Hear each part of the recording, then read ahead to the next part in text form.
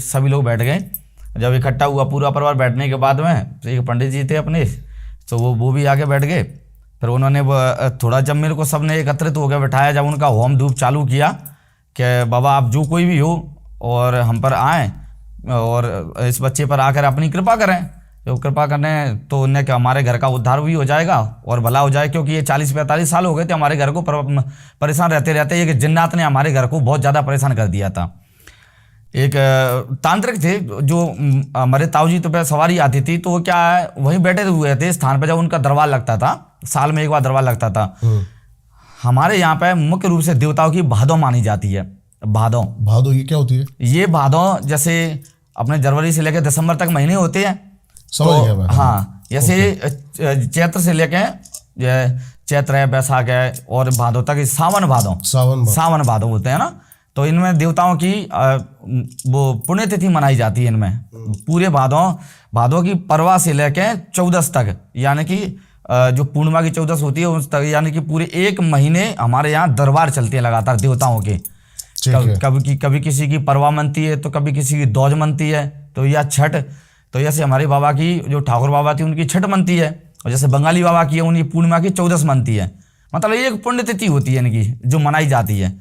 तो फिर उसके बाद में क्या हुआ कि जैसे ही बस मतलब जाए कि पंडित जी ने हम पे सवारी बुलाना चालू की, अब आ जाओ भैया, कि बाबा महाराज कौन भी हो जो भी हो आप आ जाएं और कृपा करें अपने भक्त पर। तो बस ऐसे ही मेरे एक बगल में एक पाट रखा हुआ था, एक पत्थर का। अच्छा। सो मेरे को महसूस हुआ कि कोई सवारी मेरे अंदर इंटर कर रही है, यानी कि प्रवेश कर रही है। तो जब मेरे को इधर से महसूस हुआ कि कोई एक हवा सी मेरे शरीर में प्रवेश कर गई।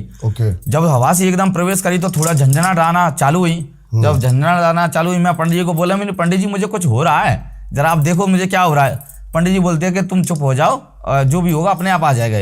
सो मैंने कहा, अब मेरे को पता नहीं था कि इन सवारियाँ कैसे आती कैसे नहीं आती, मेरे को तो थोड़ा डर सा लग रहा था, भयभीत भी था मैं। फिर अचानक से एकदम क्या हुआ कि मेरे को आंसू आना चालू हो गए।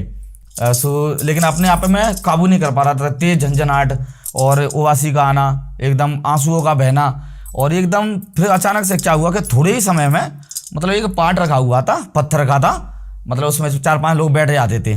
ऐसे 5 सफ़ेद वस्त्र वाले, एक बिल्कुल साधु, बड़ी बड़ी दाढ़ी थी उनकी, बड़ी बड़ी जटाएं थी, रामानंदी तिलक रखे थे, बिल्कुल एकदम सिद्ध स्वरूपी थे।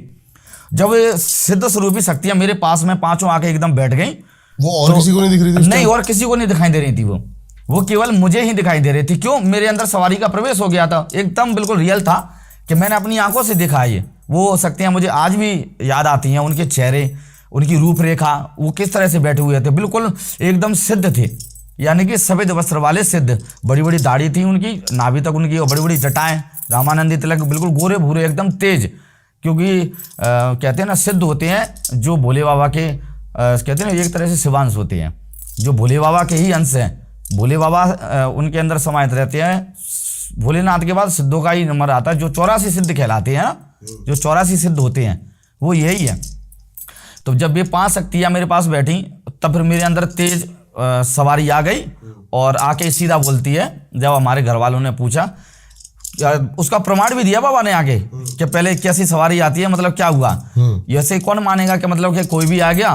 एक नारियल रखा हुआ था वहां पे, तो जैसे नारियल रखा हुआ तो तेज सवारी आ गई। तो घर वालों ने पूछा कौन सवारी हो भाई, तो बाबा ने बोला मेरे को नीम वाला कहते हैं, और मतलब नीम जहाँ बाबा की समाधि है तो बहुत विशाल नीम है वहां पे, नीम का पेड़ है।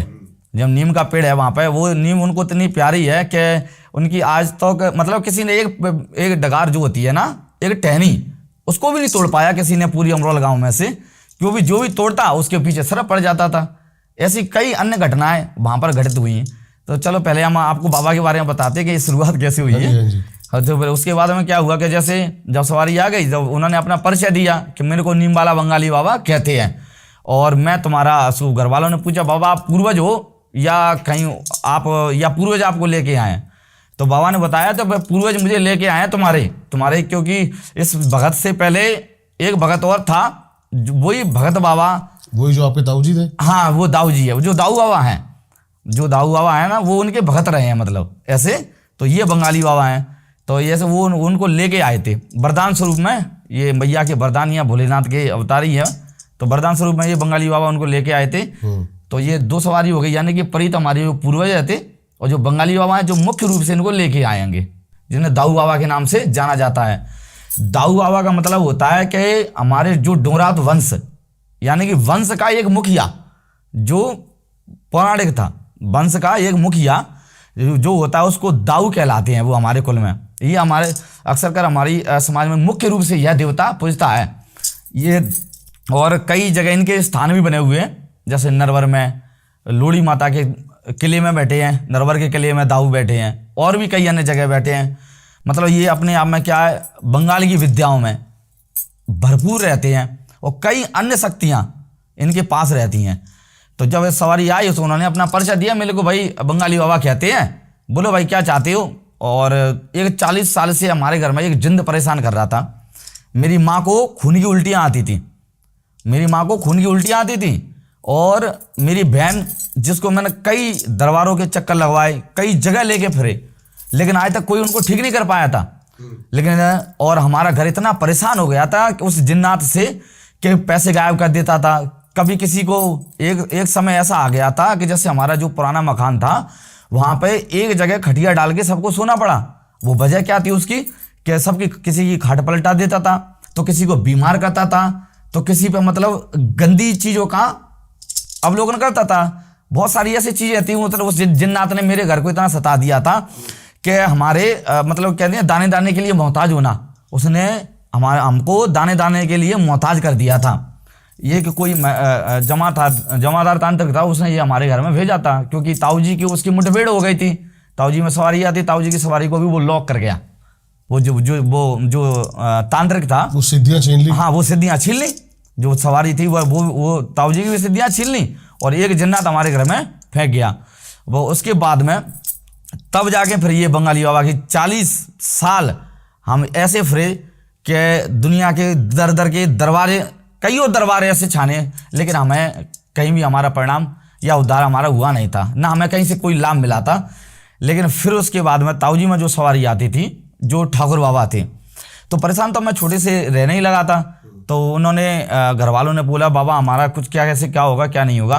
तब बाबा उन्होंने एक राख उठाई और मेरे ऊपर फेंक दी उठा के, जा तुम्हारे देवता आ जाएंगे। उसके ठीक समय बाद, मतलब महीने 2 महीने हुए, ये सवारी मुझ पर आना चालू हो गई। और जब फिर उस जिन्नात का क्या हुआ कि ज़्यादा समय नहीं लगा, जब वो आए, जब बाबा ने बताया कि तुम्हारे घर में जिंद है जो 40-45 साल से राज कर रहा है, वही तुमको परेशान करता है। हमारी जमीन तलक बिक गई थी इसी चीज़ में। जब जिन्नात ने प्रवेश किया था, तब फिर बंगाली बाबा ने वचन दिया कि मैं तुम्हारे कुल के देवता के रूप में पूजूंगा, दाऊ बाबा के रूप में पूजूंगा, नीम वाले के रूप में पूजूंगा। ये एक ही देवता है लेकिन नाम 3 है बाबा के। अच्छा। हाँ, ये देवता एक ही है पर नाम 3 है, नीम वाले बाबा, बंगाली बाबा और दाऊ बाबा, ये सवारी एक ही है। तो जब बाबा ने वचन दिया, जब एक मतलब फिर क्या हुआ, एक नारियल था जो प्रमाण देने के लिए बाबा ने क्या किया कि एक नारियल था, वहाँ पर नारियल रखा हुआ था, जो पानी का भरा हुआ नारियल होता है, तो बाबा ने यूं उठा के उसको अध पर फेंक दिया, यानी कि हवा में उड़ा दिया। मतलब 3 फुट ऊंचा, 3-4 फुट ऊंचा ऐसे फेंक दिया। उसको फेंकने के बाद में क्या हुआ कि मतलब जो वो नारियल के 2 टूक, ऐसा लगा जैसे बीच में से तलवार से चीर दिया उसको। जब धरती में गिरा जमीन में तो 2 टूक हो गए थे, जबकि पक्का नहीं था जगह, कच्ची जगह थी वो जहाँ पर वो नारियल गिरा था, उसके 2 टूक कर दिए थे बाबा ने। तब घर वालों ने विश्वास जताया, नहीं वास्तव में कोई सवारी आई है। फिर बाबा के सब नतमस्तक हो गए। बाबा ने वचन दिया कि जाओ, आए के बाद तुम्हारी हरिहर होगी, यानी कि तुम्हारा भला होगा, और ना ही वो जिंद आए के बाद तुमको परेशान करेगा। तो ना तब से लेकर जब से बाबा आए हैं तब से लेकर आज तक ना उस जिन्न ने परेशान किया, क्योंकि मेरी महतारी के मुंह से, यानी मेरी माँ के मुंह से खून आता था, तो वो ना, तो आज तक मेरी माँ के मुंह से खून आया। मेरी बहन भी परेशान थी, तो वो ना मेरी बहन को जो सवारियाँ परेशान करती थी ना उनको परेशान किया। और कई एक्सीडेंट हमारे घर में घटना के घटित द्वारा होते थे। एक परिवार, यानी कि हमारे पिताजी 3 भाई हैं, तो दूसरे बाबा के लड़का थे, उनका पूरा एक परिवार पूरा नष्ट कर दिया। 2 भाई, 2 बहुएं, लड़के, उनकी माताजी, उनके डोकर, सब पूरे ख़त्म करके रख दिए। जो हमारी पुरानी बाकर थी उसमें पुरानी बाकर में क्या था कि हमारे घर में अगर कोई खाता पीता है, जब शराब या मांस मदिरा का सेवन करता है, तो वो उनको दंडित करते हैं, मतलब सफाई करके रख देते हैं। बस ये बंगाली बाबा की शुरुआत थी जो सवारी की वो कैसे हुई हम पर, ये आपने बताया। जी हमने बताया। और जैसे आपके ऊपर अभी बंगाली बाबा आते हैं